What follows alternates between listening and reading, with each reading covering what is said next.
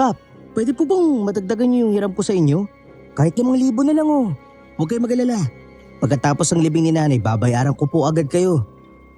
Nako Lando, 10,000 na ang hiniram mo sa akin. Sa tingin mo ba aabot ng 15,000 ang abuloy ng mga tao? Alam kong hindi, pero magsisikap naman po ako na magtrabaho para lang makabayad sa inyo. Noong eleksyon, kayo talaga binoto ko kasi alam ko makakatulong kayo sa amin eh. Ayun ka na naman sa usapang eleksyon. O sige na, ito na 5,000. Nakahingi na rin naman ako sa mga kagawad na mag-donate kahit kape lang tsaka asukal. Naku po, maraming salamat talaga Kap. Oh, walang problema yon.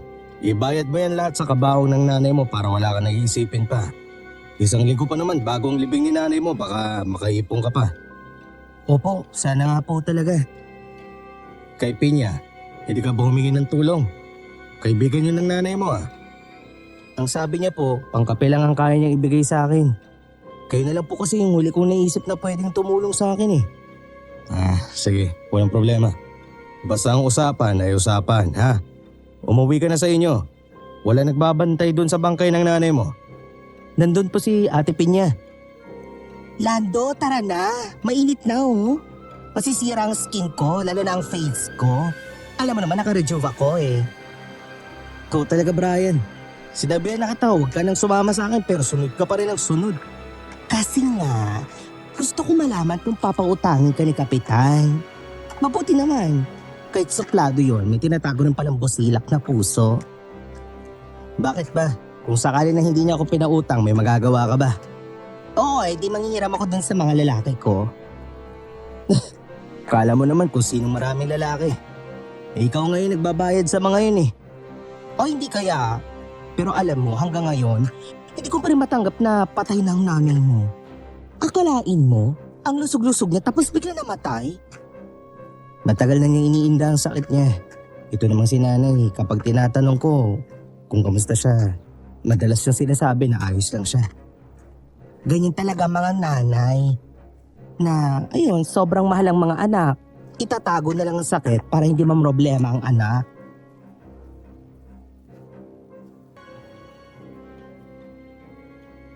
Napabuntong hininga ako. Hindi na baling mabaon ako sa utang. Ang mahalaga, maipalibing ko na maayos si nanay. Mula pagkabata, si nanay lang talaga ang palagi kong kasama. Dahil iniwan kami ni tatay. Sobrang sakit at lungkot ang naramdaman ko sa biglaan niyang pagkamatay. Sa unang gabi ng lamay ni nanay, maayos naman ang lahat.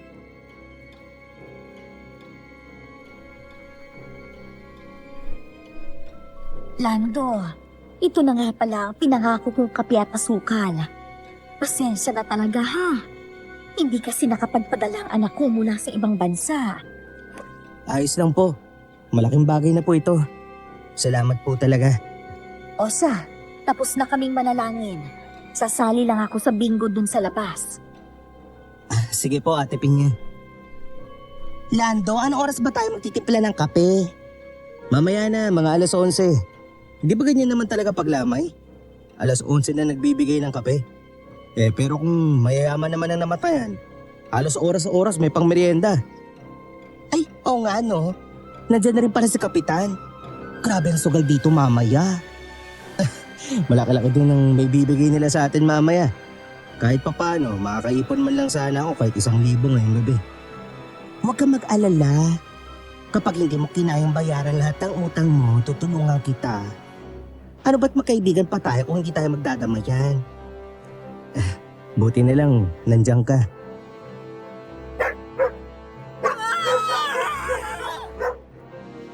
Maya-maya pa, nakarinig kami ng malakas na sigaw mula sa labas. Agad kaming lumabas ni Brian at nakita namin ang isang malaking aso na kulay itim. Lahat ng tao nagsipag-akyat sa papag dahil sa sobrang takot. Kahit ako, nagulat din sa laki at tangkad ng asong yun.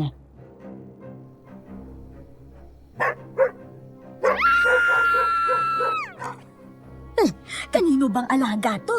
At hinayaan nilang gumala? Baka naman po isa lang sa mga kapitbahay natin. Kilala ko ang lahat ng kapitbahay natin dito. At wala akong alam na may alaga silang ganito kalaking aso. Hayaan niyo na yung aso na yan. Total, wala namang ginagawa sa inyo eh. Pagsugal na nga lang tayo. Pasigaw-sigaw ka pa, Pinya. Kala ko kung ano na. Sino kaya may-ari ng asong yan? Naglalaway pa habang nakatingin sa atin dito.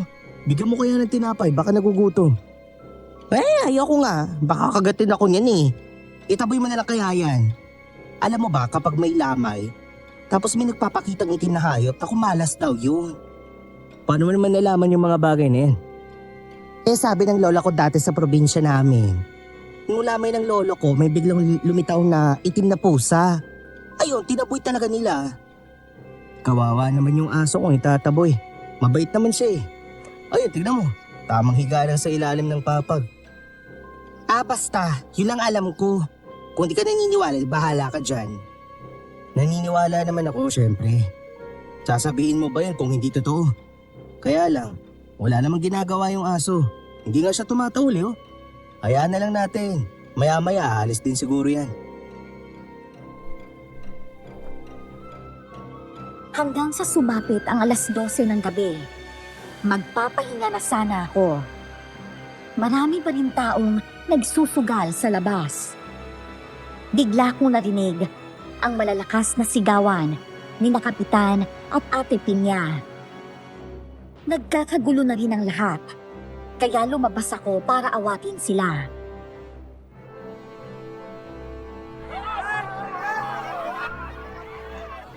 Ano ba nangyayari? Ito kasing si Harold, ang daya-daya magsugal. Nakita kong dinaya mo kami. Ang yaman-yaman mo na, gahaman ka pa rin sa pera? Hoy, umayos ka sa sinasabi mo ha. Ang sabihin mo, malas ka lang, swerte ako. Kung wala ka ng pera, edi tumigil ka. Hindi yung ngawa ka ng ngawa dyan. Totoo naman kasing dinaya mo kami. Kaya ibalik mo na ang 200 ko. Bakit ko ibabalik? Talo na nga kayo. Tama na po yan, awat na po. Pwede naman kayo magsugal ng mahinahon, di ba? Sinasabi ko na nga ba eh. Kapag kayong dalawa magkalaban sa sugal, may gulo talagang mangyayari. Kanino ka ba naniniwala ha? Sa akin o sa kanya?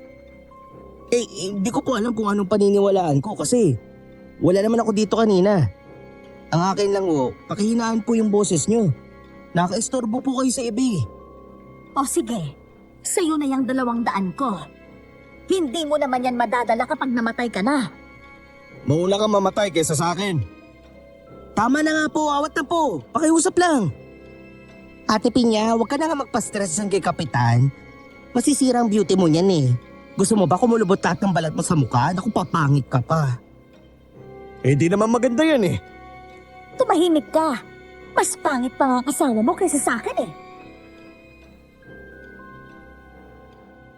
Noon pa man, ay hindi na talaga nagkakasundo si Kapitan at Ate Pinya. Dati kasi silang magkasintahan. Kaya lang, hindi sila nagkatuluyan. Nagulat kaming lahat nang biglang tumalon ng aso sa kabaong ni Nanay. Nakatayo ito sa itaas ng kabaong habang dinidilaan yon.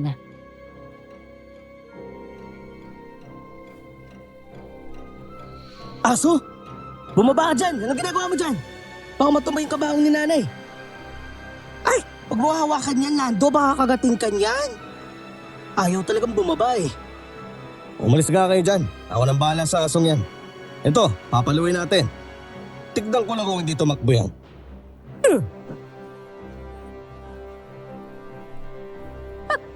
Kita mo? Kahit aso, hindi niya pinalampas. Hoy, hayop yan.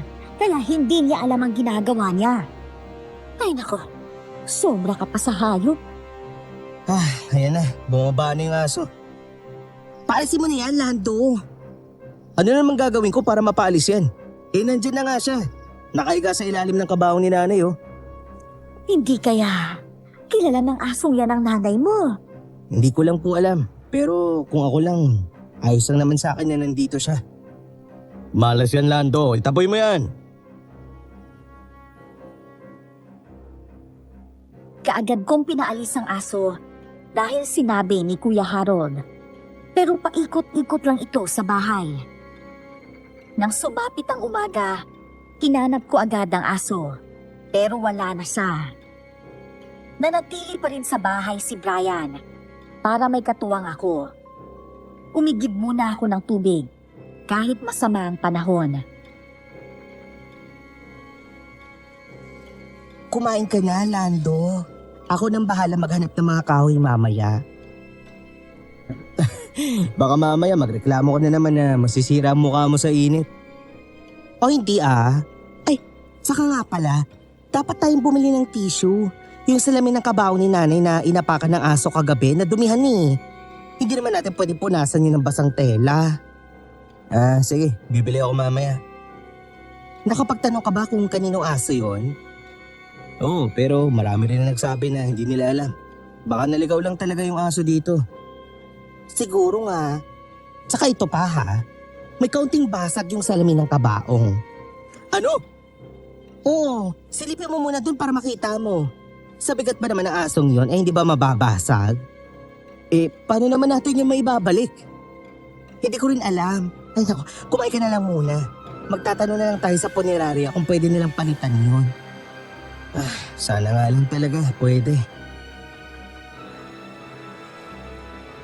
Buong araw kong inasikaso sa bayan ang lahat ng dapat ayusin para sa libing ni nanay. Si Brian ang palaging naiiwan sa bahay para magbantay. Hapon na ako nakauwi at pagsapit ng 6:00 ng gabi, dumating na si Ate Pinya para simulan ang panalangin. Maulan ang gabing yon, kaya sigurado na kaming walang masyadong taong darating.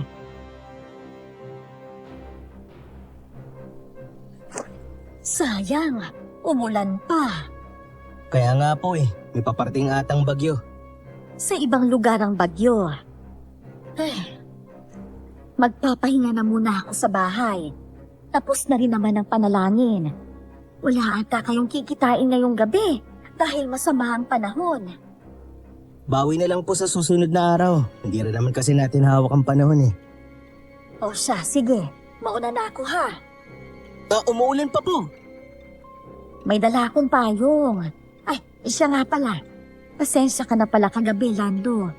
Sobrang mainis lang talaga ako kay Harold. Opo. Alam ko naman po yun Kaya lang ako pumagitna kagabi para hindi na lumala yung away nyo.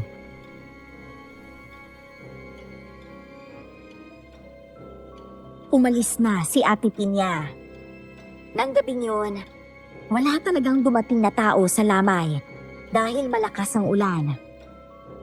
Sinara ni Brian ang pinto, pero bigla niya akong tinawag.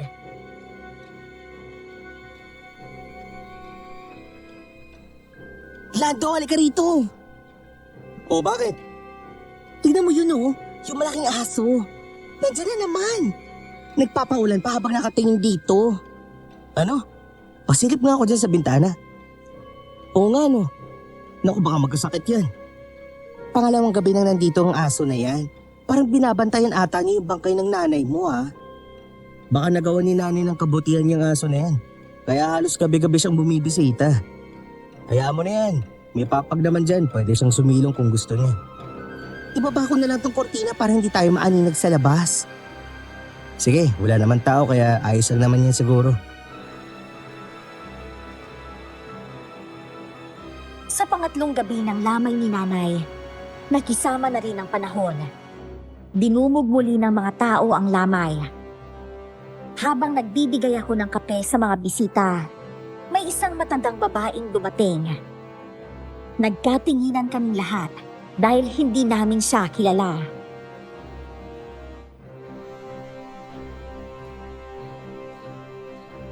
Magandang gabi sa inyo. Ito ba ang bahay ni Lolita?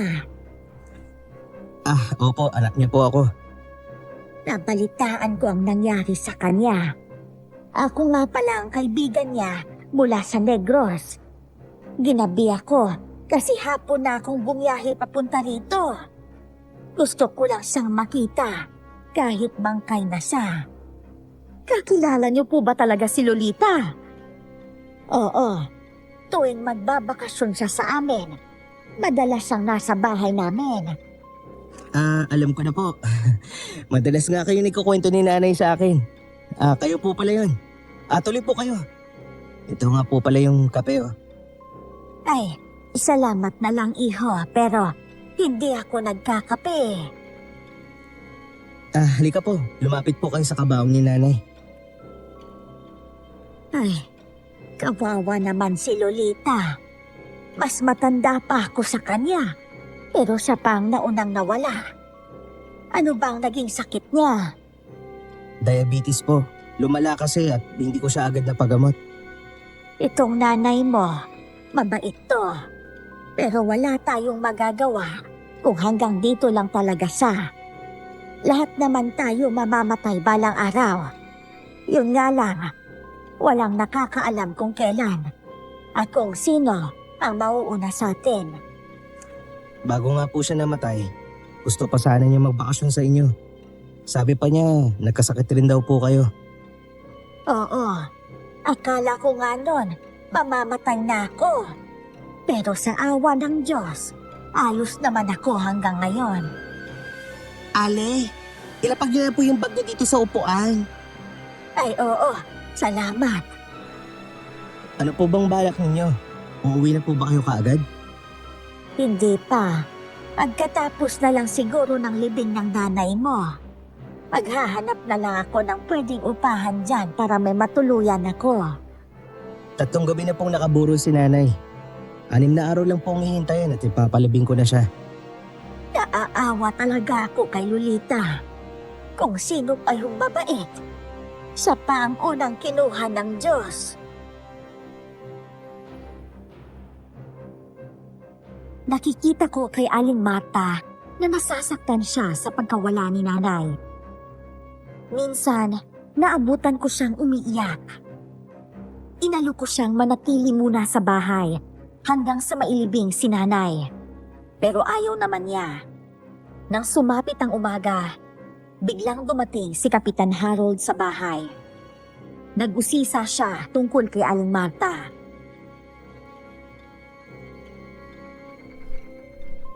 Ano naman ang dala ng matandang yan para sa nanay mo? Wala po. Ayos lang naman yun. Ang mahalaga, nakadalaw siya kay nanay. Natutuwa nga ako dahil malayong probinsya pa ang pinanggalingan niya. Alam mo naman palang galing sa malayo. Dapat dito mo na muna pinatira sa bahay mo. Sinabihan ko naman po siya kaso ayaw niya eh. Nihiya daw siya. Alam mo ba kung saan siya nakahanap ng maupahang bahay? Dun sa gitna ng kakahuyan. Ewan ko lang kung hindi siya natatakot dun. Kina Aling Mosa? Oo. Hayaan po ninyo. Kapag nakabalik siya mamayang gabi, kakausapin ko siya na dumito muna sa bahay. Siya ata yung tinutukoy ni nanay nun na madalas niyang pinupuntahan kapag nagugutom siya. Hindi pa taga Negros din ang nanay mo? Opo. Kaya lang minsan hindi ako nakauwi doon eh. Si nanay lang ang palagi namamasyal doon sa mga lola at lolo ko. Ano naman ang plano mo gayong hindi niyo lupa ang tinitirikan ng bahay niyo? Balita ko, sabi ng mayor kapag natapos ang libing ni nanay mo, ipapasira niya itong bahay. Uwi na lang po ako ng Negros. Nandun naman kasi ang pamilya ko. Sasabayan ko na lang ata si Aling Marta pero bago yon, sisiguraduhin ko muna na mababayaran ko ang utang ko sa inyo. Kung sakaling hindi mo kayang bayaran ng buong perang nakuha mo sa akin, ayos lang naman. Tulong ko na lang yung iba sa inyo. Ay, naku po. Salamat naman po. Oh, ayun na pala si Pinya. Alis na ako.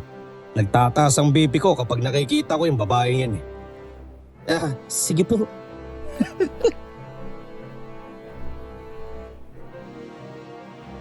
Umalis kaagad si Kapitan Harold, pero nakasalubong pa rin niya si Ate Pinya. Inirapan nila ang isa't isa. Parehong byudo at byuda na sila. Tinapik naman ako ni Brian sa braso nang makalayo na si Kapitan.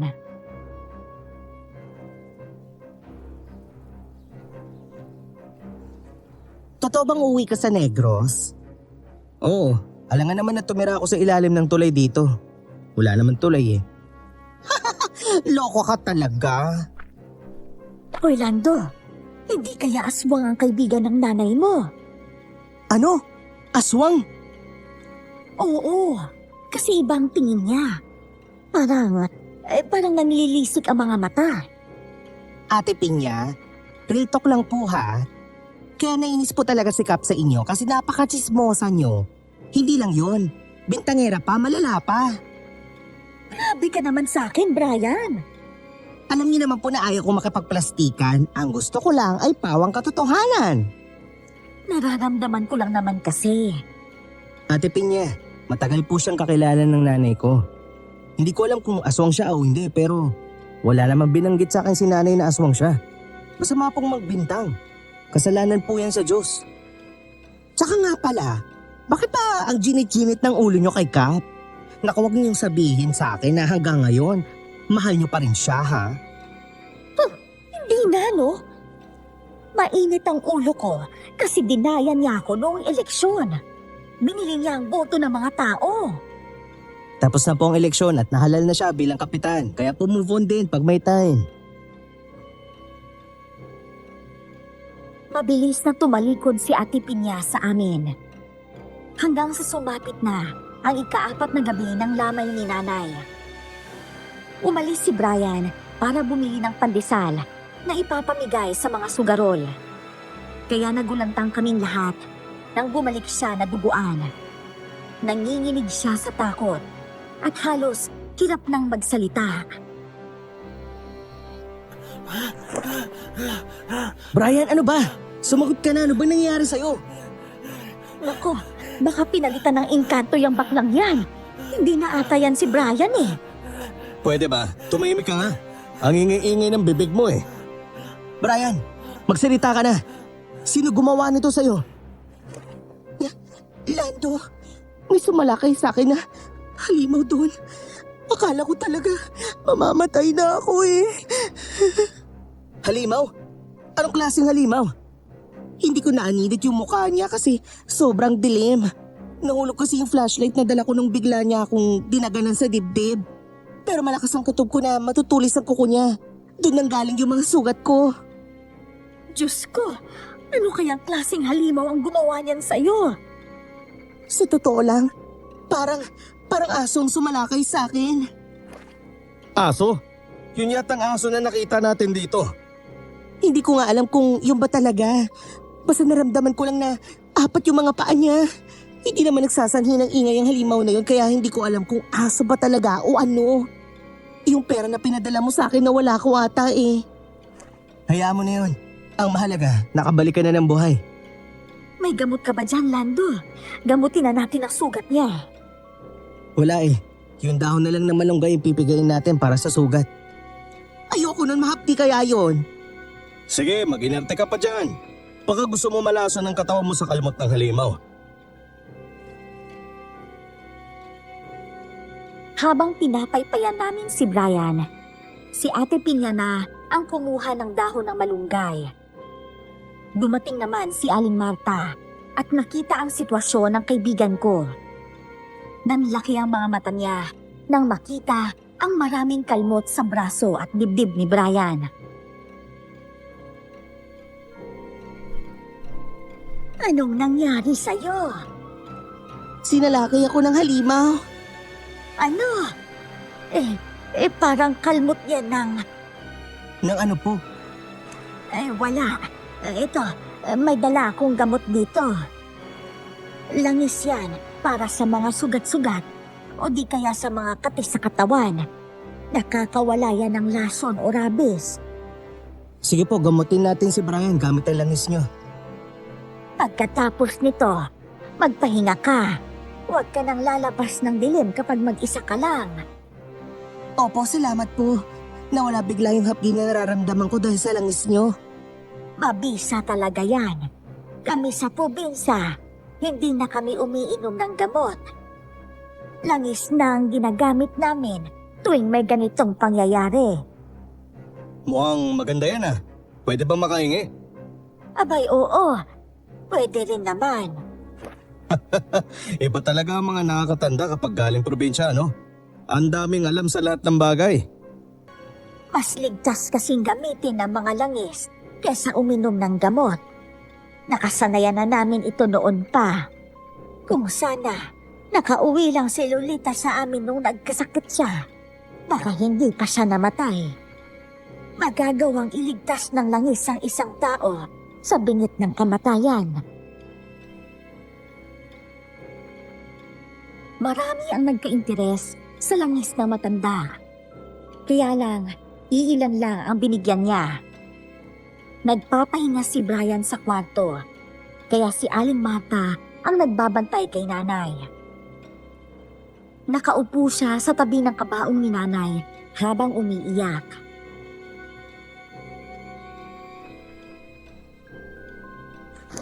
Mukhang mahaba talagang pinagsamahan ng nanay mo at ng matandang yan. Emosyonal siya mula pa kanina. Kaya nga po eh. Naawa ko sa kanya at natatakot na rin dahil baka may mangyaring masama sa kanya kapag di siya tumigil sa kakaiyak. Grabe, mararamdaman mo talaga na mahal niya si Lolita, ano? Opo. Kanina nga, yakap-yakap niyo yung kabaong ni nanay. Hinayaan ko na lang. Hindi niyo ba napansin ang itim na asong pumunta dito? Hindi eh. Baka nga yun talagang umatake kay Brian kanina. Mukhang mabait nga ang aso na yun eh. Kapag nakalibing na si nanay at panay pa rin ang balik niya dito, baka ampunin ko na lang yun para may makasama ako.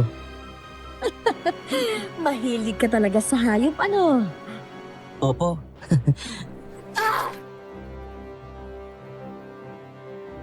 Isang malakas na pagbagsak ang gumulat sa amin ni Ate Pinya.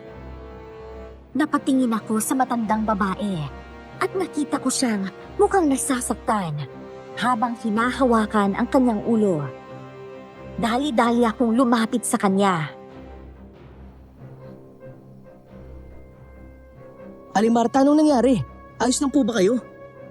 Iho, tulungan mo akong makabangon. Ang sakit ng likod at ulo ko. Opo. Halip po kayo. Hala, dumugo ata yung batok nyo. Ang lakas kasi ng pagkabagsak ko. Nawalan ako ng balanse nung tumayo ako. Ay, patingin po ako sa sugat niyo. Ay, mabuti na lang at hindi gaanong malala. May langis pa naman kayo dyan. Akin na po at lalagyan ko. Ay, maraming salamat, Iha. O eto, pakilagay na lang. Ang dulas kasi ng sahig namin eh. Nagwawalis ba kayo? Bawal yon, lalo na kapag may patay. Hindi po kami nagwawalis. Naglagay lang po kami ng floor wax. Ano po ba dapat gagawin nyo?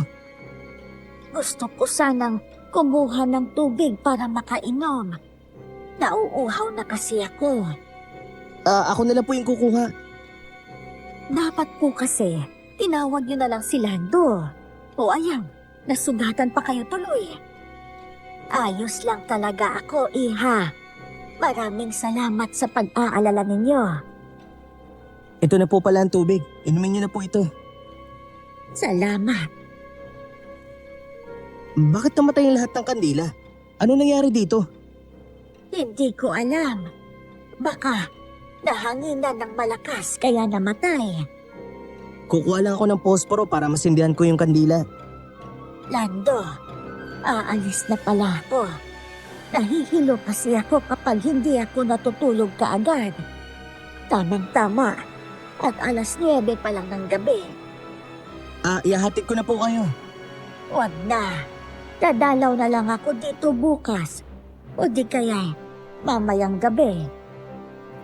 Yung sugat nyo po, haplasan nyo po lagi ng langis nyo. Buti na lang hindi malalang natamo mong sugat.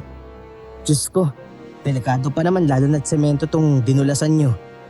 Salamat sa pag-aalala. Pero kaya ko na to.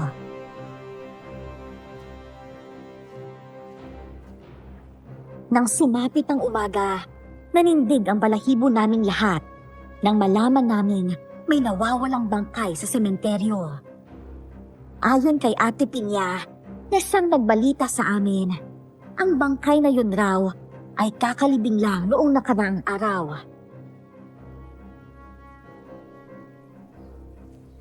Dapat kasi babalik si Joanne ngayon sa sementeryo para maglagay ng lapida. Kaso nagulat sila nung wala na ang bangkay. Kabaong na lang ang natira at nahukay ang libingan. Sino naman kaya humukay sa bangkay na yun? Saka ang dami namang pwedeng nakawin. Bangkay pa talaga ang pinagtripan nila. Kaya nga, nakakabahala talaga ito. Noong nakaraang linggo, kumalat din ang balita na may nawawalang bangkay rin daw sa sementeryo dun sa kabilang baryo. Alam na ba to ni Kapitan?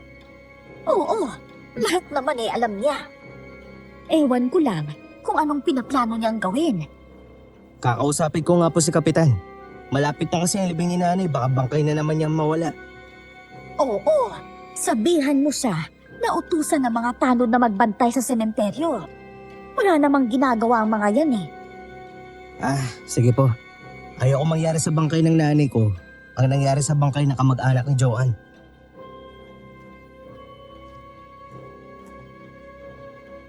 Nang makaalis na si Ate Pinya, lumabas si Brian mula sa kwarto.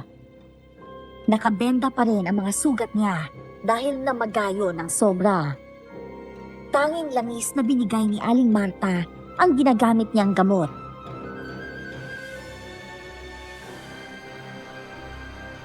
Ano yung narinig ko? Totoo kaya ang dinalang chismis ni Ate Pinya dito? Totoo yan. Alam ko na chismosa talaga siya pero lahat ng mga chinichismis niya, totoo naman. Ano naman kayang ginawa ng mga taong kumuha ng bangkay? Baka may gagawin silang eksperimento doon. Bawal ang kumuha ng bangkay para gawing experiment. Kamusta na pala ang sugat mo? Ano? Maayos naman? Medyo umayos na pero nandun pa rin yung sakit. Malakas ang kutob ko na aswang ang sumalakay sa akin. Aswang? Ang sabi mo sa akin aso. Aswang na nanggaya ng wangis ng aso. Lando, naamoy mo ba yung naamoy ko? Na ano? Parang formalin May singaw na ata yung kabaong ng nanay mo. Ano to ba sabi sa punerarya? Magagawa kaya nila ng paraan yung nabasag na salamin ng kabaong? Nakipag-usap na ako sa kanila. Sabi nila, pupuntahan na lang daw nila dito. Hanggang ngayon, hindi naman dumarating yung mga yun. Nangangamoy na yung formalin Nakakasama pa naman yun sa kalusugan. Sumapit ang ikalimang gabi ng lamay ni Nanay. Abala kami sa pag-asikaso sa mga taong nagsusugal sa papag. Si Brian ang naiwan sa loob ng bahay habang binabantayan ang kabaong ni Nanay. Sa probinsya kasi, hindi pwedeng iwan na mag-isa ang bangkay sa loob ng bahay. Napatigil kami nang marinig namin ang malakas na sigaw ni Brian.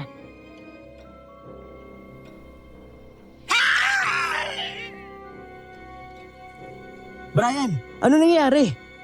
Eto kasi si Ate Pinya. Binubuksan yung kabaong ng nanay mo. May kukunin lang naman sana ako sa loob. Ano? Alam niyo naman po na bawal buksan ng kabaong. Sinaway ko nga siya pero ayaw niya tumigil. Ayun lumalabas na yung paa ng nanay mo. Balik niyo nga ng maayos yung takip ng kabaong. Ate Pinya naman Wala akong masamang intensyon. May kukunin lang ako sa loob ng kabaong. Alam ko na ata kung anong gusto mong kunin Yung kwintas ng nanay ni Lando, ano? Alam mong pinadala nga yan ni Lando sa kanya tapos balak mo pang kunin? Hindi yun ang sadya ko. Paalisin mo na kaya si Ate Pinya, Lando. Sige na po. Alis na po kayo dyan. Ibabalik ko na lang na maayos ang takip ng kabaong ni nanay. Pasensya na talaga. Ito talaga si Peña sobrang papansin. Kung sumali ka na lang kaya sa sugal doon kaysa pakialaman mo yung bangkay ng nanay ni Lando dito. Hindi naman nakainig si Ate Pinya at kaagad itong tumalikod. Parang alam ko na rin ang dahilan kung bakit gusto niyang buksan ng kabaong. Dahil sa kwintas ni Nanay na napakahalaga. Mas minabuti kong ipadala yon sa kanya dahil ilang beses na napahamak ang buhay ko dahil sa kwintas na yon. Halika nga rito, may sasabihin ako sa'yo. Ano na naman ba? Lando, habang hinihila ni Ate Pinya yung takip ng kabaong kanina, nakita ko talaga, may kakaiba sa kanya Diretsuhin mo na kasi ako, ano ba nakita mo? Nanlilisik yung mga mata niya. Tapos inaamoy niya yung salamin ng kabaong, parang nababanguhan siya sa bangkay ng nanay mo. Ano? Oo, kaya nga ako sumigaw kasi natatakot ako Bakit kayo nagkaganon si Ate Pinya?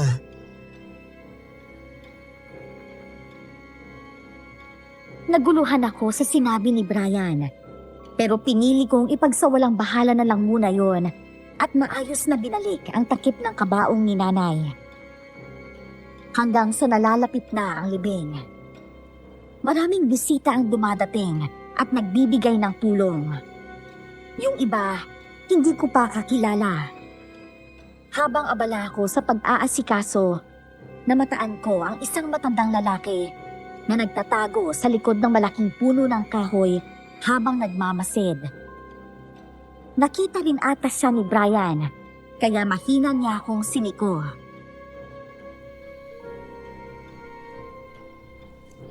Kilala mo ba yung matandang lalaki na yon? Hindi. Baka kakilala din ata ni nanay. Kanina pa yan dyan. Binabantayan ko nga pero parang hindi umalis sa likod ng malaking kahoy eh. Nahihiya ata dahil marami pang tao. Hayaan mo na yan. Maya-maya lalapit din yun dito. Pansin ko rin ha. Parang kanina pa siya nakatingin sa kape. Baka gusto uminom saka kumain ng tinapay. Bigyan natin siya mamaya. Nandiyan na rin pala si Kapitan. At kasama yung mga tanod. Sila na lang muna yung unahin ko. O sige. Ito yung mga kape oh. Ibigay mo na yan sa kanila. Ako nang bahala sa mga bisita sa loob, ha? Sige, salamat. Ito talaga si Ate Pinya. Hindi na siya pumunta dito. Siguro nagtampo siya sa nangyari kagabi. Halata kasi na may masamang intensyon siya kaya binuksan yung kabaong eh. Dahil sa kwintas ng nanay mo. Kaya mo, kapag magkita kami, kakausapin ko na lang siya.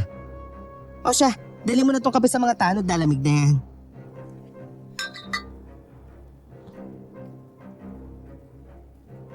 Hinatid ko ang kape kina Kapitan at agad naman nila itong kinuha. May inabot pa sila sa akin na lata ng kape at asukal. Natutuwa ako dahil marami ang tumutulong. Mabait din kasi si nanay nung nabubuhay pa siya. Ang daming bisita ngayon ah. May kakilala ka rin ba dyan? Meron pero kakaunti lang. Yung iba, mga kamag-anak raw ni nanay pero hindi ko pa kakilala. Nakausap ko pala yung may-ari ng punerarya tungkol sa nabasag na salamin ng kabaong. Sabi nila, hindi raw ito mapapalitan. Kung gusto mo talaga, magbayad ka ng 10,000. Ano po? Ang mahal naman.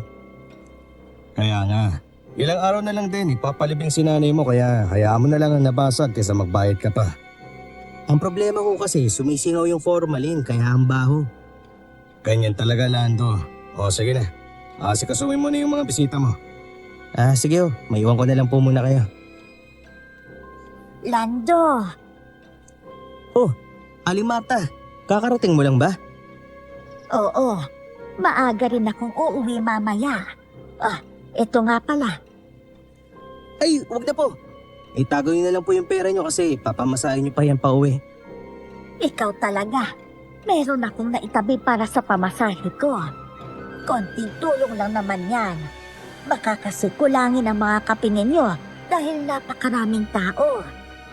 May binigay naman po si na Kapitan na maraming kape. Kahit pambili mo na lang ito ng ulam. Sige na, tanggapin mo na. Sige na nga po, maraming salamat. Walang anuman.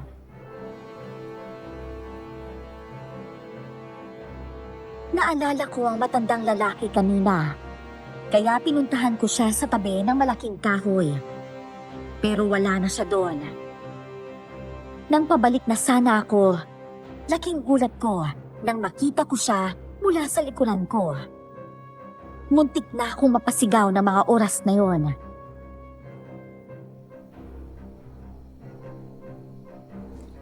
Iho, pwede bang pakingin ng kape tsaka tinapay? Gutom na kasi ako. Opo, sige. Sandali lang at kukuha lang ako sa loob. Pasensya na talaga kung nandito ako. Alam ko kasi na may lamay rito kaya nagpapakasakali ako na baka makakain o makainom man lang ng kape. Hindi po ba ninyo kakilala si nanay? Hindi.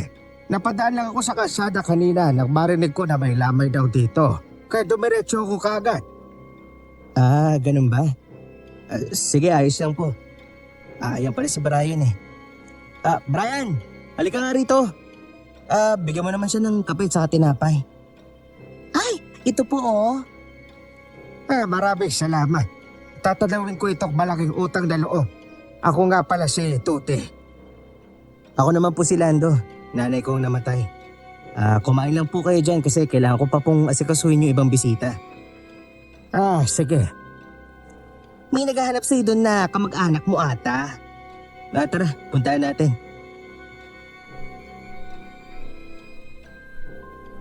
Pagsapit ng umaga, pinuntahan ko si Ate Pinya sa bahay nila.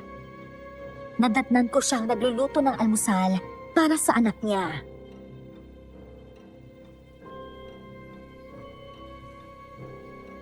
Bakit po hindi na kayo pumupunta sa lamay ni nanay? Baka magtampo ang kaluluwa niya sa inyo. Nahihiya kasi ako dahil sa nangyari. Ang sama-sama na tuloy ng tingin ng mga tao sa akin. Kalimutan niyo na po yun. Ang kwintas kasing suot ni nanay ay minanapan niya sa lola. Kaya ipapadala ko yun sa kanya sa hukay. Hindi naman kasi ang kwintas ang dahilan kung bakit ko binuksan ang kabaong. Hindi tama ang iniisip ninyo sa akin. Gusto ko magpaliwanag, pero mukhang wala din gustong makinig. Mas inuna niyong husgahan ako. Ano po ba talagang dahilan kung bakit niyo nagawa yun? May nakita akong malaking gagamba na gumagapang sa katawan ng nanay mo. Nakita ko rin na kinakagat at sinisip-sip niyang balat ng bangkay. Kaya ko yun nagawa. Hindi ko na kayo tinawag para mahuli ko kaagad yun. Pero pagkabukas ko ng takip, bigla siyang naglaho. Ano? Imposible po na makapasok ang gagamba doon sa loob. Kaya nga, malaking gagamba yun. Kaya nga nagtataka ako. Pasensya na po pala kung pinaginalaan din kita na kwintas ang gusto mong kunin. Ayos lang. Subukan mong patayin ng kandila mamayang gabi. Baka sakaling lumabas yung gagamba na kasing laki ng palad ng tao.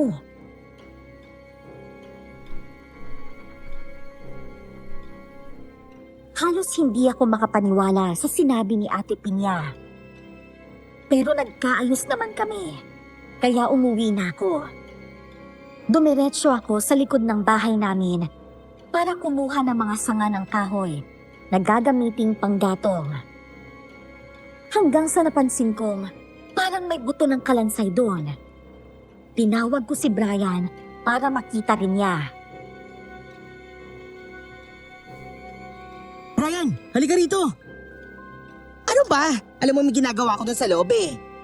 Tignan mo to, may buto ng tao dito eh. Sino nagdala ng bagay na yun dito? Aba, ewan ko. Baka dala ng aso. Ayun pa oh, parang braso yun ng tao eh, tsaka paa. Imposibleng aso lang ang nagdala niyan. Ay, hindi ko rin alam. Ang layo-layo natin sa sementeryo pero nakaabot pa dito yung buto ng tao. Kaya nga eh, mabuti pa sabihin natin to sa barangay. Ayokong galawin ng mga bagay na yun hanggat hindi sila dumadating. Lando, hindi kaya yun yung buto ng bagong libing na bangkay na nawala? Yun nga din ang naisip ko. Inuod na nga ang natitirang laman dyan saka bumabaho na rin. Sandali lang. Punta lang ako ng barangay para ipaalam to.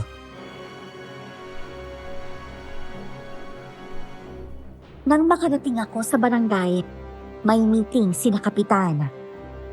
Hinintay kong matapos sila bago ko sinabi ang tungkol sa butong nakita ko. Nagulat si Kapitan at niyaya ang mga tanod na tingnan kung totoo nga ang sinasabi ko. Nagmamadali kaming pumunta sa likod ng bahay at halos hindi sila makapaniwala sa nakita nila.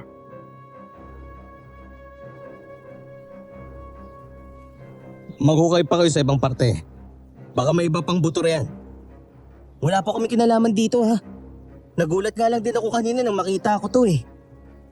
Magtulungan tayo na hanapin ng iba pang mga buto. Marami mga dahon at kahoy dito, baka may natabunan pa. Lando! Kap dito! Nandito yung bungo! Tara, punta natin. Anak nang, sinasabi ko na nga ba eh. Inilibing dito ang bungo. Ano kayang gumawa niyan? Kasi kung aso lang, walang kakayahan ng aso na maghukay at maglibing ng ganito. Hindi ata asong gumawa nito. Hindi kaya aswang ang may kagagawan ng bagay na to? Kumakain ba ang aswang ng mga patay? Ang alam ko hindi eh. Ewan ko. Naguguluhan din ako. Magtulungan na lang tayo ipunin ang mga buto at ilibing ulit sa sementeryo.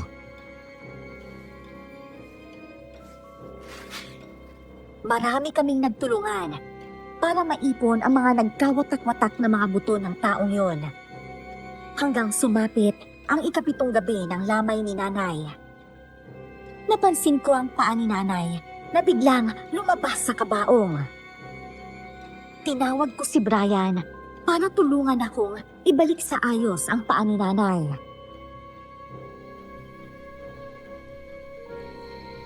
Lando, bakit apat na lang ang natitirang daliri sa paa ng nanay mo? Ha? Tignan mo oh, apat na lang. Parang naputol yung isa. Paano to nangyari? Bakit nawalang isa niyang daliri sa paa? Hanapin natin dito sa baba. Baka nahulog ko nandito pa sa loob ng kabaong. Sige, dalihan mo. Ginawa namin ang lahat para mahanap ang isang daliri ni Nanay. Pero wala kaming nakita. Nagtaka ako sa nangyari at dumating si Ate Pinya. Doon ko naalala ang sinabi niya tungkol sa malaking gagamba.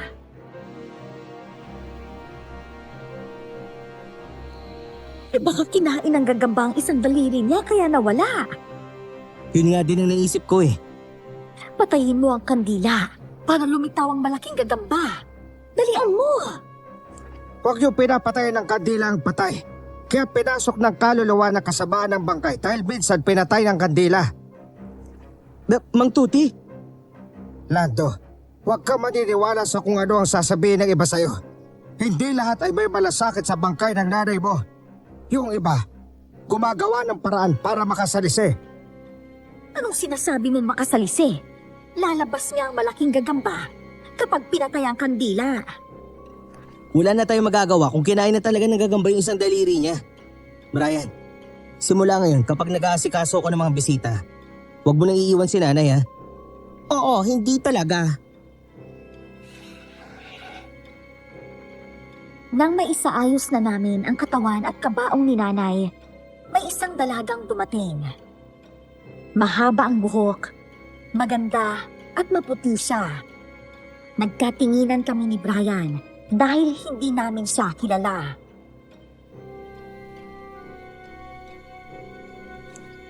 Lapitan mo kaya siya. Baka nililigaw ang babaeng yan. Sige, ako nakakausap sa kanya. Dalihan mo na. Baka isipin niya bastos tayo kasi walang pumansin sa kanya. Porket maganda kailangan na agad maasikaso. Hindi. Ayan na siya oh. Naglalakad na papalapit dito sa atin. Ako na bahala. Ako nakakausap sa kanya.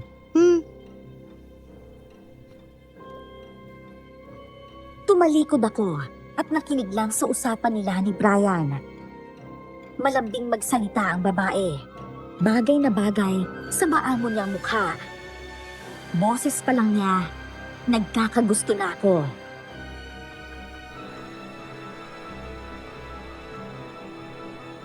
Miss? Hindi pa kayo naliligaw? Hinahanap ko kasi ang bahay ni Ate Lolita. Ay, ito nga yung bahay ni Lolita. Pero dead machine na siya. Ayun siya oh, nakahiga na. Alam kong patay na siya. Kaya nga ako nandito eh. Sinisigurado ko lang kung tama ang lamay na pinuntahan ko.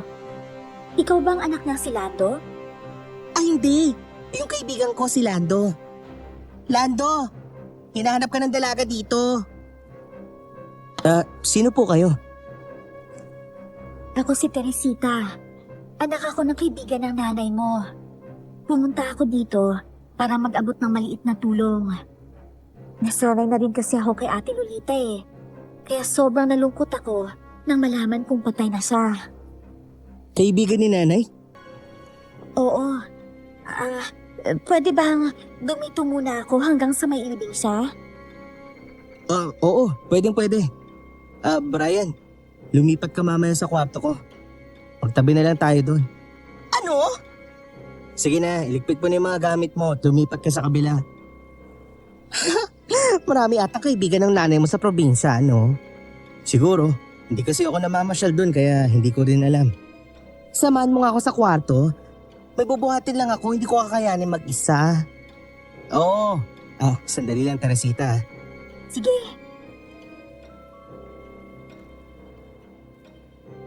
Nang makapasok na kami sa kwarto, biglang napatigil si Brian. Kulot noong napatingin siya sa akin. Nagtaka ako at tinanong siya kung ano ang iniisip niya. Kita kasi sa mukha niya ang pagkalito.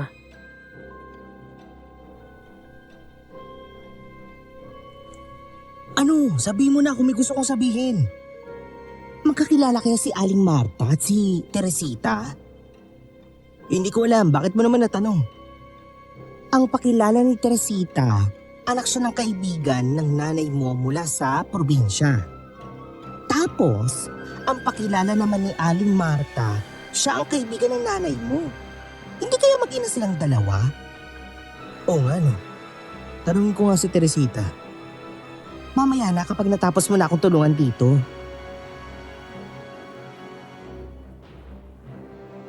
Pagkatapos kong tulungan si Brian, kaagad kong inusisa si Teresita. Tinanong ko siya kung may kaugnayan siya sa matandang babae. Pero hindi raw niya ito kakilala. May pinakita pa siyang litrato sa akin bilang katibayan na magkaibigan niya ang nanay niya at si nanay. Kaya ako na lang pumunta dito dahil patay na rin ang nanay ko. Mga 1 taon na rin siyang patay. Ano? Pero sino naman yung matandang babae na yun na nagpakilalang kaibigan ni nanay mula sa Negros? Hindi ko alam eh. Galing din ako ng Negros. Pero hindi ko alam na may iba pa palang kaibigan ng nanay mo bukod sa nanay ko. Kaya mo, bukas ng gabi pupunta ulit yun dito. Ipapakilala kita sa kanya. Sige, magpapahinga na muna ako ha. Sobrang layo kasi ng binyahe ko. Napagod talaga ako ng gusto. Ihatid na kita sa kwartong matutulugan mo. Malinis din naman na yun. Maraming salamat. Hanggang sa 8 gabi ng lamay ni nanay, hinintay pa rin naming dumating ang matandang babae. Pero hindi na ito muling nagpakita. Nagtaka ako. Kasi mula nang dumating siya rito sa baryo, madalas siyang dumadalaw sa bahay. Baka mamaya pa dumating si Aling Marta. Medyo malayo rin kasi yung lalakarin niya papunta rito eh. Siguro nga, pwede rin naman na bukas ng umaga, tayo na lang pumunta sa kubo niya. Eh, hindi ba? Bisperas na ng libing ng nanay mo? Hindi ka na pwedeng umalis, Lando. Marami ng bisitang darating. Ay, siya nga pala. May baboy na ba kayong kakatayin para sa libing? Sagot na lahat ni Kapitan. Siya na rin ang kumukontak dun sa may-ari ng baboy na bibilin. Mabuti naman kung ganun. Teresita, dun muna tayo sa labas. Baka gusto mong manood ng sugal. Pwede rin. Tara. Lumabas kami ni Teresita at halos lahat ng mga lalaking nagsusugal ay napatingin sa kanya. Magaling makisama ang dalaga. Kaya kahit kakarating lang niya sa lugar namin, may mga nakakausap na agad siyang mga kapwa dalaga. Bigla kong naramdaman na may kumurot sa tagiliran ko, kaya napaigtad ako.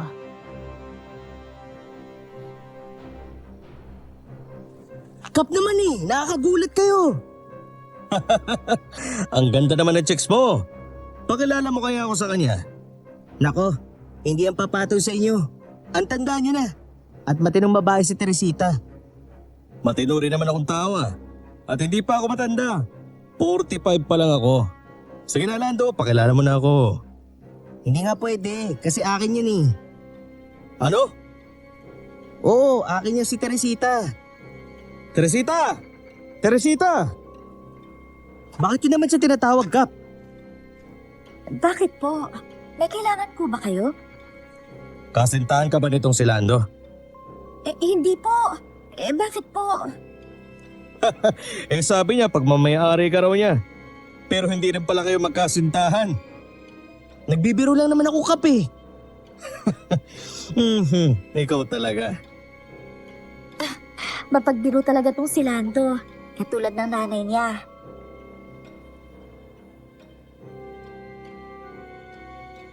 Yumuko na lang ako dahil sa hiya kay Teresita. Sumapit naman ang 10:00 ng gabi. Oras na para magbigay ng kape at tinapay. Napansin ko na naman ang aso na kulay itim habang nagmamasid sa paligid. Ilang gabi rin itong hindi nagpakita, kaya nagulat na lang kami nang lumitaw ito. Bigla nitong sinakmal ang paa ni Kapitan.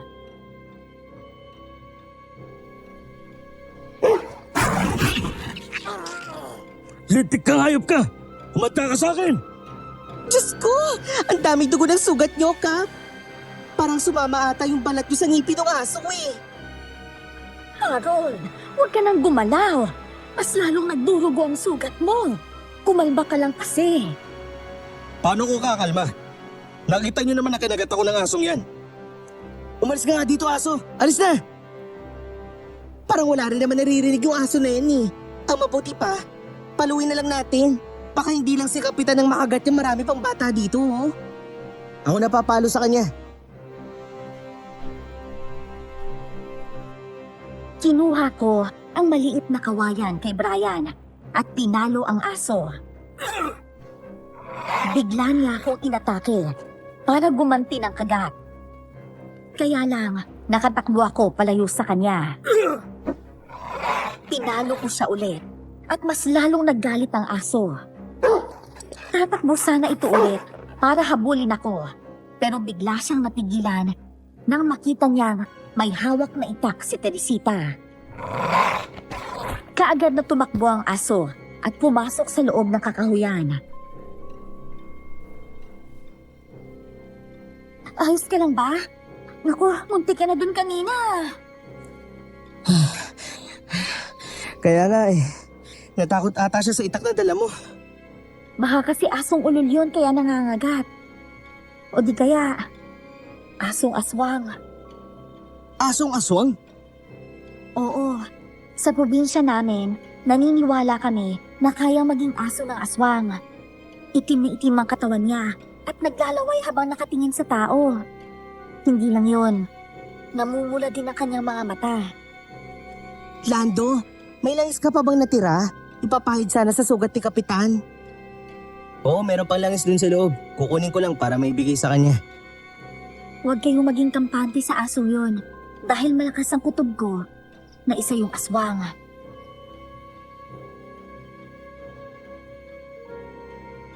Hanggang sumapit na ang 9 na lamay ni nanay. Mas lalong dumarami ang bisita dahil merong pakain at dinuguan ang kanilang mga ulam.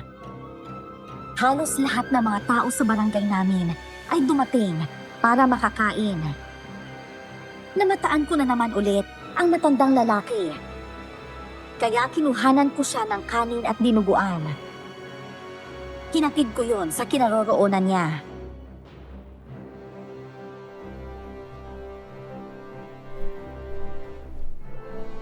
Kumain po kayo. Salamat iho ha. Walang anuman. Kung gusto niyo pang kumain, kumuha lang kayo dun sa hapagkainan. Huwag kayong mahiya. Hindi na. Sakto lang ito. Mabubusog na ako dito. Kayo po ang bahala. Lando, kukulangin ata ang ulam natin. Magluluto na lang tayo ng pansit. Maintindihan din naman nila yon. Isang malit na baboy lang ang kaya natin katayin kasi wala talaga akong pera. Ako nang magluluto. Kasi doon naman si Brian sa mga hugasin eh. Salamat ha. Buti na lang dumating ka. Walang anuman yun. Ay, oo nga pala. Hindi pa rin ba dumarating yung sinasabi mong matanda sa akin na galing din sa Negros? Hindi. Kagabi wala siya. Tapos ngayon wala din. Ano kaya nangyari sa matandang yon? Baka bukas sa libing pupunta siya. Sigurado yan. Darating talaga siya bukas. Sasabay na lang ata ako sa inyo pabalik sa Negros. Pwede rin naman. Malawak naman ang lupain ng nanay mo doon. Naging gubat na nga lang kasi walang nag-aasikaso. Sige na. Ikaw nang bahala magluto ng pansit ha. Sige, ako nang bahala doon. Nang gabing yun, inaabangan ko ang asong kulay itim kung sakaling bumalik. Pero hindi ko na siya nakita. Sa tingin ko, nadala na ang asong yun. O di kaya'y natakot. Kaliwat kanan na ang mga bisitang inaasikaso ko. Kaya ramdam ko ang pagod. Hanggang sa narinig kong nagtatalo sina Kapitan at Teresita sa may papad.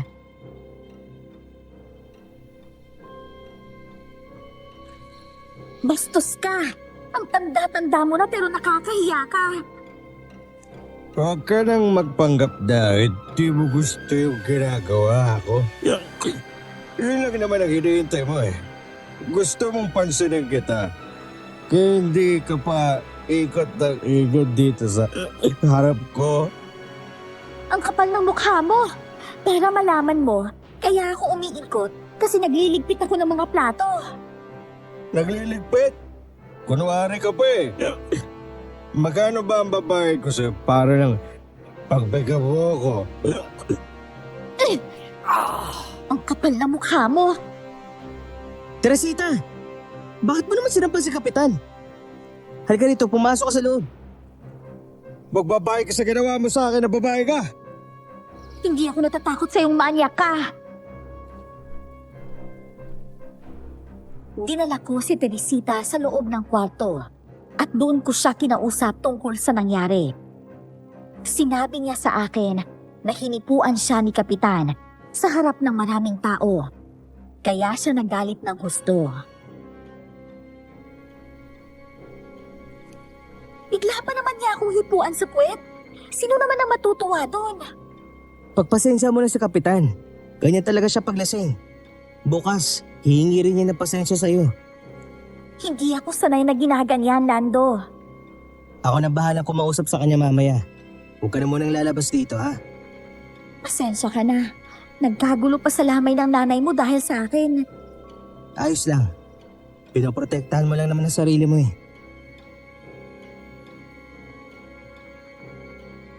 Nang makalabas na ako, nakauwi na rin si Kapitan dahil hinatid siya ng mga tanod. Marami ang nagsabi na lasing si Kapitan, kaya hindi niya nakontrol ang sarili niya. Sumapit ang 10:00 ng gabi at mas lalo naging maingay ang lamay ni nanay.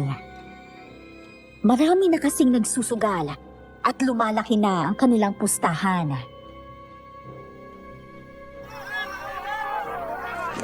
Bukas ng gabi, hindi na natin makita ang nanay mo. Oo nga. Nakakulungkot lang isipin na wala na siya. Pero hindi naman tayo Diyos eh.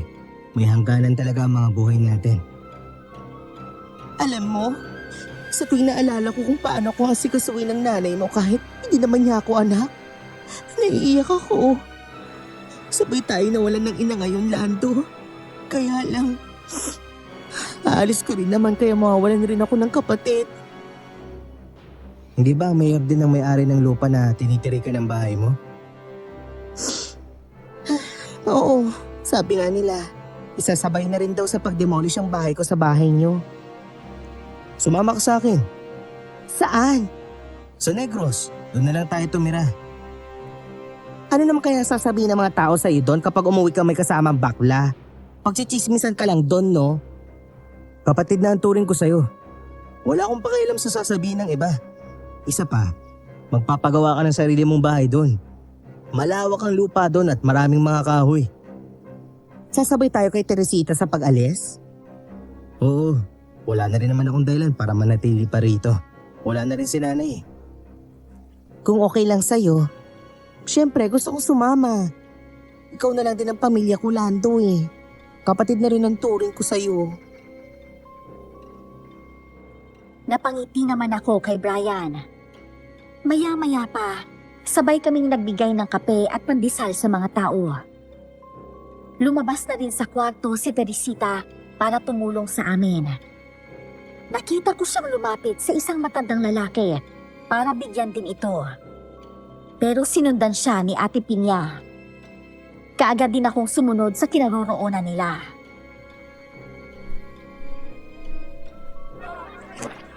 Iya, kilala mo bang matandang yan? Hindi po.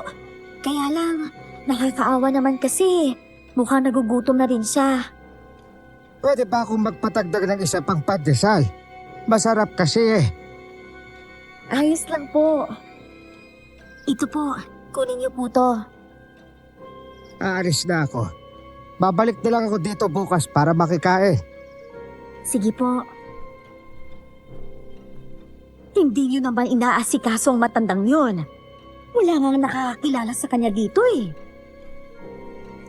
Ano naman pong masama, Ate Pinya?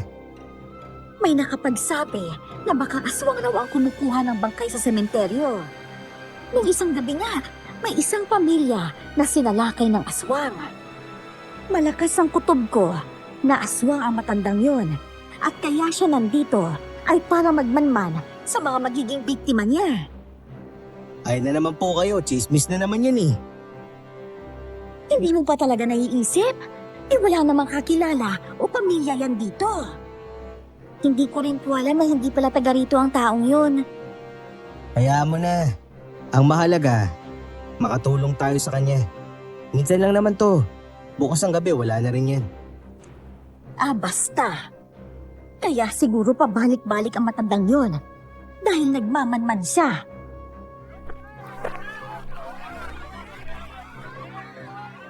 Inintindi ko na lang si Ate Pinya dahil ugali niya talaga ang pagchichismis. Ang buong akala ko'y umalis na si Mang Tuti. Pero nakikita ko lang itong nagmamasid sa paligid. Panay ang pabalik-balik niya at halos hindi mapakali. Napansin ko rin ang kanyang maliit na bag na nakasabit sa kanyang likuran. Hoy, titig na titig ka ata dun sa matanda ha. Napaisip ka na baka nga aswang siya dahil sa sinabi ni Ate Pinya? Hindi. Ngayon ko lang kasi napansin na may dala pala siyang bag. Ano kaya laman nun? Gusto mo bang tanungin natin? Wag, nakaya naman eh. Baka kung ano sabihin niya kapag ginawa mo yun.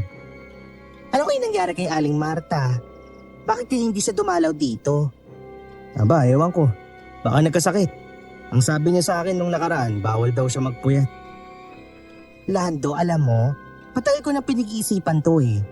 Nagdadalawang isip ako kung dapat ko bang sabihin sa'yo kasi baka hindi ka maniwala. Ano ba kasi yun? Naniniwala ako kasi kilala kita eh. Alam ko na hindi ka nagsisinungaling. Alam mo ba nung may kinuha si Aling Marta sa loob ng bag niya, may nakita ako. Isang manikang maliit na kulay itim. Tapos may nakatusok doon na karayom. Ano? Paano mo naman nakita yun? Palihim kasi akong sumilip sa bag niya nung binuksan niya. Kaagad lang ako umatras kasi baka mahuli niya ako. Iniisip ko lang, hindi kaya isa siyang mangkukulam? Hoy, hindi may kipagkaibigan ng nanay ko sa isang mangkukulam ha. Hindi ko kasi maiwasan na huwag isipin eh. Meron pa nga siyang libro. Libro na parang sa mga mangkukulam lang. Tapos may mga baraha rin siya na gamit din ng mga ganon. Hay, hayaan mo na nga yung mga nakita mo. Mag-alas 12 na ng gabi. Kumain ka na ng lugaw doon. Ah, sige. Bibigyan pa ba natin yung matandang lalaki? Oo. Aswang man siya o hindi, bigyan mo na lang. Total, wala naman siyang ginagawa eh.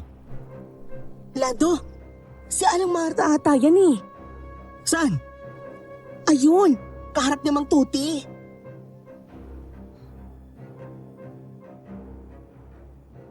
Itinuro naman niya sa akin ang kinaroroonan ni Aling Marta. Nakita ko nga itong nakatayo at medyo may kalayuan kay Mang Tuti. Nagtitigan silang dalawa, kaya naman lumapit ako. Pero biglang sumigaw si Mang Tuti.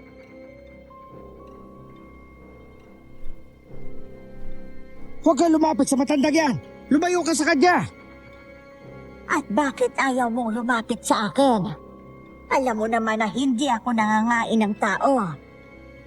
Ang akala mo ata makatakas ka sa akin. Sinasabi ko na nga ba eh, na dito kita matatagpuan. Ang galing mo kung magplano ano. Nahuli na kita. Hindi ako natatakot sa'yo at walang makakapigil sa gagawin ko. Ilang araw akong nagtiis dito para maghintay. Huwag kang mangialam sa gagawin ko para walang madamay. Ano ba talaga nangyayari?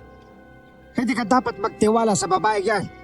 Hindi siya kilala ng nanay mo, kagaya ko. Ano? Pero ang pakilala niya sa akin, siya ang kaibigan ng nanay ko galing probinsya. Lando, anong nangyayari dito? Aling Marta, anong ginagawa niyo dito? Kilala mo siya? Oo, pero hindi siya kaibigan. Tumahimik ang babae ka. Kaya siya nandito, para kunin ang bangkay ng nanay mo. Ano? At ano naman ang gagawin niya sa bangkay ng nanay ko? Para kay Ine, nagpanggap siyang kaibigan para magawa niya ng maayos sa kanyang plano. Pero hindi mo alam, Marta, nagpaplano rin kami laban sa'yo. Kita kong napangisi ang matandang babae kay Mang Tuti. Inilipat ni Mang Tuti ang kanyang bag sa kanyang harapan at may kinuha siyang mahabang patalim doon. Nagulat pa kaming lahat nang dumapa si Aling Marta sa lupa at naging isang nilalang na sobrang nakakatakot. Nagsigawan ang mga tao nang makita ang anyo niya at nagsitakbuhan palayo. Akin ang bangkay ng nanay mo! Hindi mo siya makukuha dahil ako ang pipigil sa'yo. Mang Tuti, ang kabaong ni nanay binubuhat niya. Ibalik mo ang kabaong ng babaeng yan. Lando, kumuha tayo ng asin sa loob para masabuyan siya. Sige. Diyos ko! Maligno! Bakit may maligno sa mundo nating mga tao? Brian, kumuha ka din ng asin para masaboy sa aswang. Sige, ito na! Bawat isa sa amin ay may dalang asin at bawang paglabas ng kusina. Naabutan naming nilalabanan ni Mang Tuti ang nilalang na yon. Pareho silang mabilis at malakas. Siniko ng aswang si Mang Tuti, saka kinalmot sa dibdib at sinabayan din niya ito ng malakas na tadyak. Tumalsik ang matandang lalaki, kaya doon na kami sumaboy ng asin sa kanya.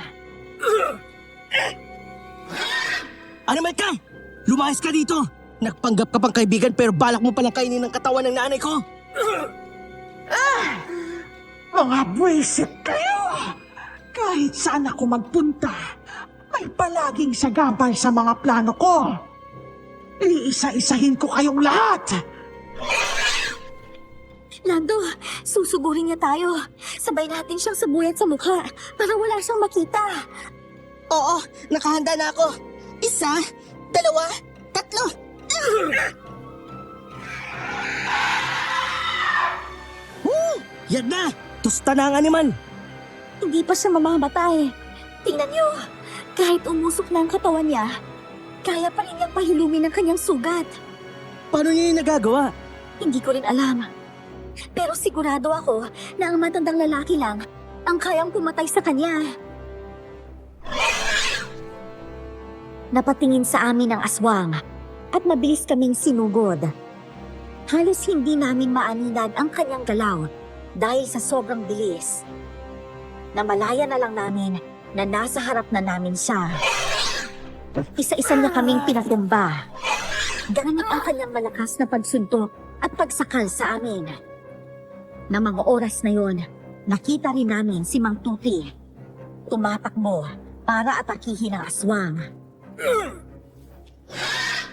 Wala akong panahon na makipaglaban sa'yo. Nagugutom na ako. Ang kabaong na nanay mo, madadala niya.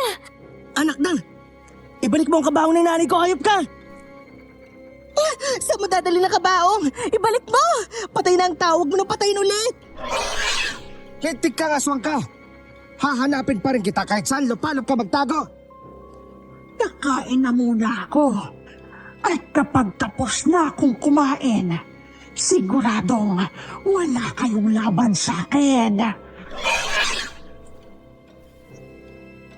Mabilis na umalis ang aswang habang buhat-buhat ang kabaong ng nanay ko. Napaluhod na lang ako sa lupa. Hindi ko inakalang isang aswang pala ang matandang yun. na nagpakilalang kaibigan ng nanay ko.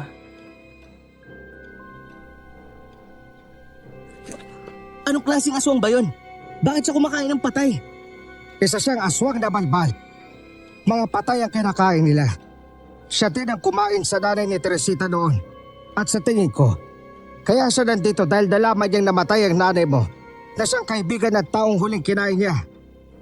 Aswang na balbal? Oo, kakaibang uri ng aswang na ang kinakain ay mga patay. Siya ang inaabangan ko kaya ako nandito. Ang asong palaging nandito ay sigbin niya yon. Inuutusan niya na magmanman kung sakaling may darating na taga-Negros. Kaya hindi siya pumunta dito nang malaman niyang dumating si Teresita. Dahil makikilala siya ng babae. Hindi ko naman kasi alam na siya yung tinutukoy niyong bisita eh. Ano naman ang maaasahan nila sa katawan ng bangkay? Sa oras na makakain sila ng patay, mas lalo silang nagiging malakas. Para lang din silang amalanhig.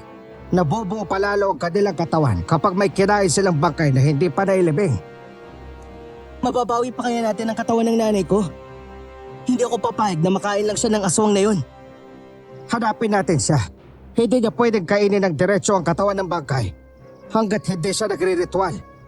Umaabot hanggang 1 oras ang ritual, kaya may panahon pa tayo para mabawi ang bangkay ng nanay mo. Sino bang gusto sumama sa amin? Sasama ako. Sasama din ako. Kung ganon, umalis na tayong lahat. Nagsimula na kaming maglakbay para hanapin ang aswang na yon. Unang naisip ni Mang Tuti na pwedeng dalhan ng aswang na balbal sa katawan ng nanay ko ay ang sementeryo. Nang makarating kami doon, hindi siya nagkamali. Nandun nga ang aswang. Buhat-buhat niya ang bangkay ng nanay ko habang nakatingala sa kalawakan. Bago mo muna kainin ang katawan ng bangkay na yan, patayin mo muna kami! Visit ka talaga. Hindi mo ba ako tatantanan? Hindi! Ibalik mo ang bangkay sa kabaong. At kapag matalo mo ko, malaya ka na makakakain. Hindi! Matalo ka man niya. Hindi ako papayag na makain niya ang bangkay ng nanay ko. Ang layo ng lugar na to. Pero hindi ko lubos naisip na makakarating ka pa dito para lang gawin mo to. Kailangan kong makakain ng bangkay ng 2 taong magkaibigan para mawala na ang sumpa sa akin. Kaya kahit malayo, bumiyahe ako at nagpanggap na kaibigan niya.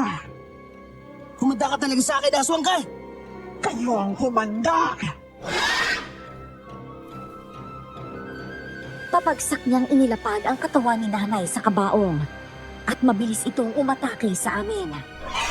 Nagkahiwa-hiwalay kami para makailag sa kanya. Una niyang nahuli si Teresita at sinakal niya ito. Sa sobrang panggigigil ng aswang, kinalmot niya ang dalaga sa dibdib. Kaya nagawa siya sa buya ni Teresita ng asin sa mukha. Nabitawan siya ng aswang. Kaya tumakbo ang babae papunta sa kinaroroonan ko. Bumalik ka na sa hukay! Hiya!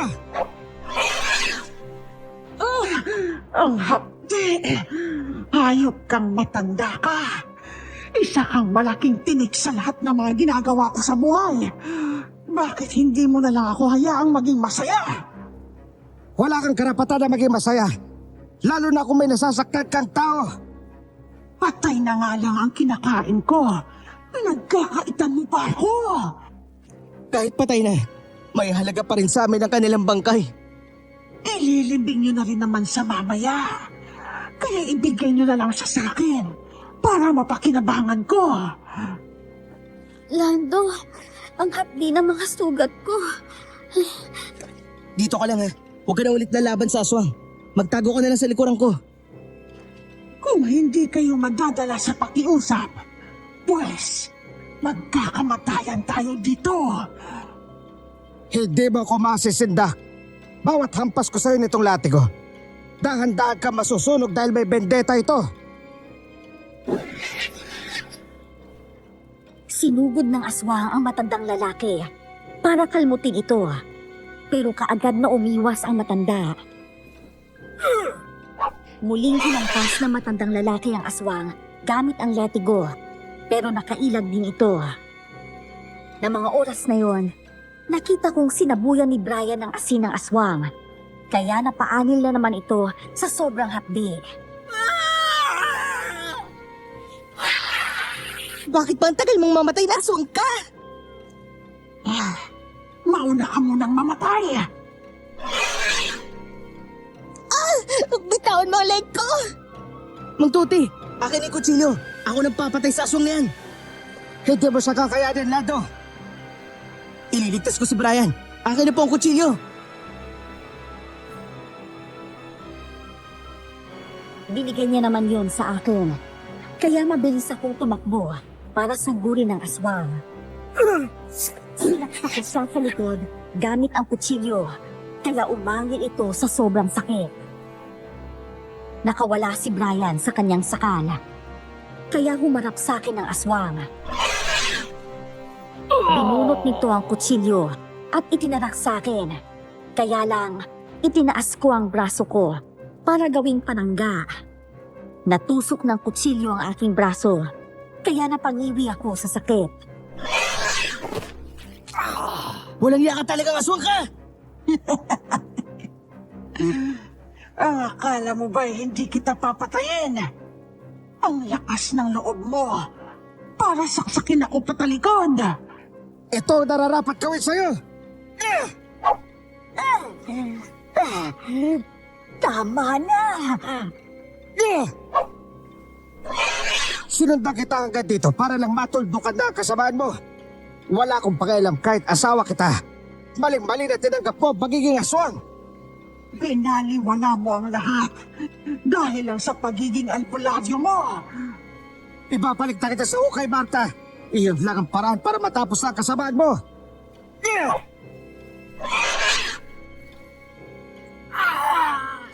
Sumigaw ako ng malakas at binunot ang kutsilyong nakabaon sa braso ko. At mangsasalakay sana ang aswang kay Mang Tuti, pero tinarak ko sa dibdib niya ang kutsilyo. Napatigil ang aswang at galit na napatingin sa akin. Alam ko na kahinaan mo. Ang puso mo. Tignan natin kung makakalaban ka pa gayong tinarakan na ng kutsilyo ang dibdib mo. Hayop ka! Walang hiya ka talaga. Isasama kita sa hukay!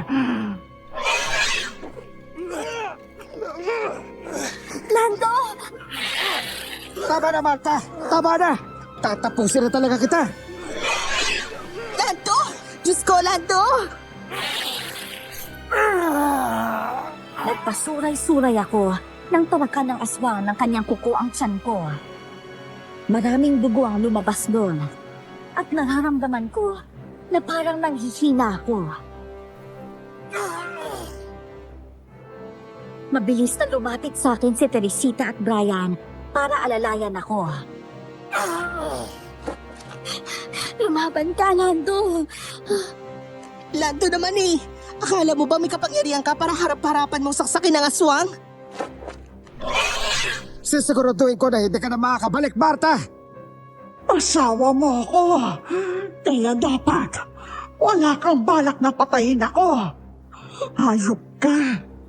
Babalik ako bilang isang amalanhig. Yan ay kung makakabalik ka pa. Gamit ang lubid, sinakal ni Mang Tuti ang leeg ni Aling Marta. Umuusok ang balat ni Aling Marta ng mga oras na yon. Nang hina ang matanda at isang malakas na sigaw ang kanyang pinakawalan. Binunot ni Mang Tuti ang kutsilyo sa dibdib ni Aling Marta at muling sinaksak yon ng paulit-ulit. Tuluyang nansila ang matanda hanggang sa nalagutan ito ng hininga. Kailangan natin masunog ang katawan ng aswang na ito para hindi na siya babalik ulit. Wala akong dalang lighter eh. Kailangan natin bilisan kasi si Lando baka mapahano siya.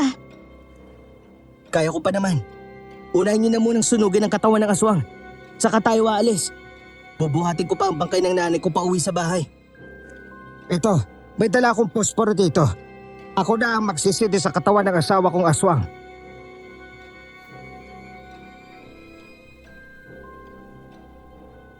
Sinunog muna namin ang katawan ng aswang bago namin binalik ang katawan ni nanay sa kabaong. Maya-maya pa, biglang dumating ang mga tanod kasama sina kapitan.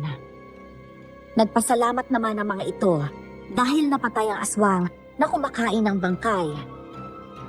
Pinagtulungan nilang buhatin ang bangkay ni nanay para ihatid sa bahay.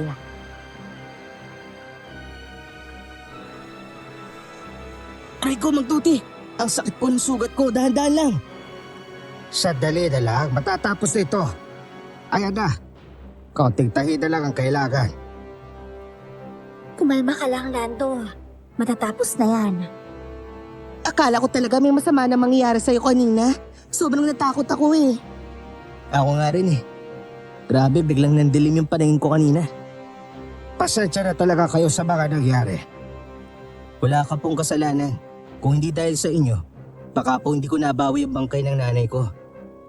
Kayong tapos na ang misyon ko. Kailangan ko na umalis. Nagpapasalamat ako at nakilala ko kayong lahat. Malayo pa raw ang uuwian ng matandang lalaki. Kaya hindi na namin siya pinigilang umalis. Nasa bahay din sina kapitan ng gabing yon. At humihingi sila ng pasensya dahil wala silang naitulong para mapatay ang aswang. Nahuli na kami kasi hinahanap pa namin kung nasan kayo eh. Nasa sementeryo lang pala. Ayos lang po. Ang mahalaga, dumating pa rin kayo. Teresita, pasensya na pala sa mga nangyari nung nakaraang gabi. Lasing lang talaga ako at hindi ko na alam kung ano yung mga nagawa ko. Ayos na po yun. Sana lang, hindi po yun mangyari sa kahit sino. Kasi sobrang nakakatroma po. Hindi na talaga mauulit. Nadala na ako sa mga nangyari. Oo siya, kailangan na namin umuwi. Bukas maaga pa kaming darating para sa libing ng nanay mo. Sige po. Salamat din po sa inyo.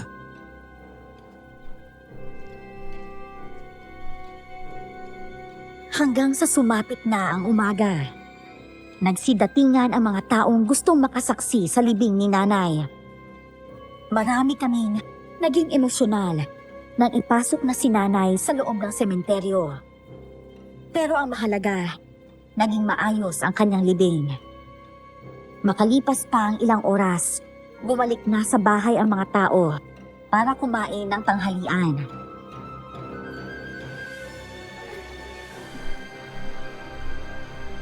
Ano ba talagang plano mo, Lando? Sasama ka ba talaga sa akin pauwi ng Negros? Oo, pero hindi ba pwedeng bukas na lang tayo babiyahe? Bukas?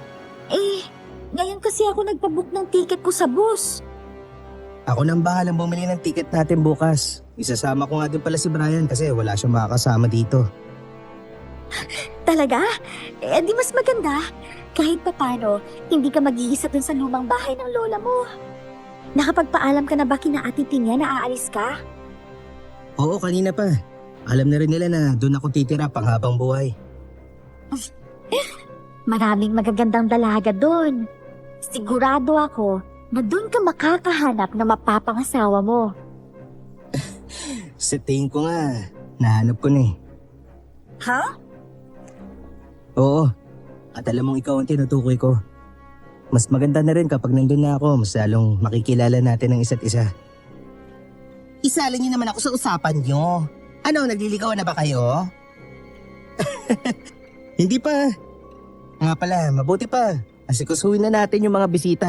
Pagkatapos ito, mag-impake na tayo, Brian. Yes! Isasama ako ng kapatid ko. Oo naman. Mula bata, palagi na kitang kasama. At kahit alam ko na bakla ka, hindi ako magbabago. Hindi kita lalayuan at hindi ako mandidiri sa'yo. Mabait ka at tanggap kita bilang kaibigan kahit ano ka pa. Hindi ko aakalaing makakasama ko kayong umuwi sa probinsya. Pero alam ko na magugustuhan yung lugar na yon. Talaga magugustuhan kasi nandiyan ka na eh. Isa ka din sa habol ko kaya ako uuwi doon.